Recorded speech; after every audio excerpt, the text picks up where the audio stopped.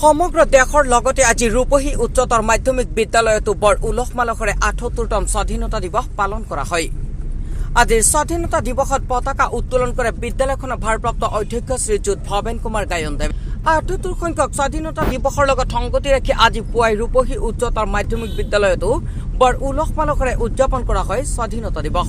কাৰ্যসূচী মৰ্মে পুৱা ৭ বজাত পতাকা উত্তোলন কৰে ৰূপহী উচ্চতৰ মাধ্যমিক বিদ্যালয়খনৰ অধ্যক্ষ শ্ৰীযুত ভৱেন কুমাৰ গায়নদেৱে।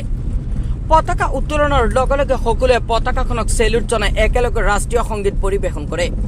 ইয়াৰ পিছত বিদ্যালয়খনৰ অধ্যক্ষ মহোদয়ে স্বাধীনতা সংগ্ৰামীসকলে কিদৰে কেঁচা তেজৰ বিনিময়ত দেশখনক স্বাধীন কৰিবলৈ সক্ষম হৈছিল সেই বিষয়ে এক সাৰুৱা বক্তৃতা প্ৰদান কৰে।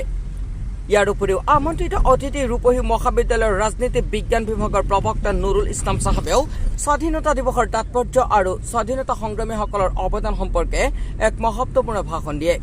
তদুপৰি বিদ্যালয়খনৰ অন্যান্য শিক্ষক শিক্ষয়িত্ৰী তথা আমন্ত্ৰিত অতিথিসকলেও স্বাধীনতা দিৱসৰ ওপৰত বহুমূলীয়া ভাষণ ৰাখে।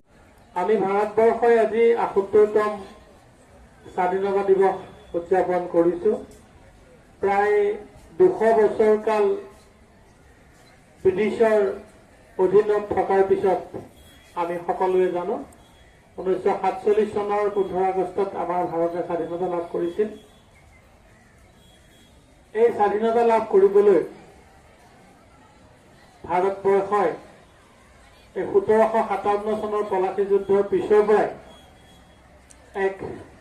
১৯৪৭ চনলৈকে প্ৰায় ২৫০ বছৰ কাল যুদ্ধ কৰিবলগীয়া হৈছিল ইংৰাজৰ লগত, যিসকল কেৱল ব্যৱসায় কৰিবলৈ আহি সুযোগ বুজি আমাৰ ভাৰতক পৰাধীন কৰি তেওঁলোকে প্ৰায় ২০০ বছৰ কাল আমাৰ ইয়াত ৰাজত্ব কৰিছিল।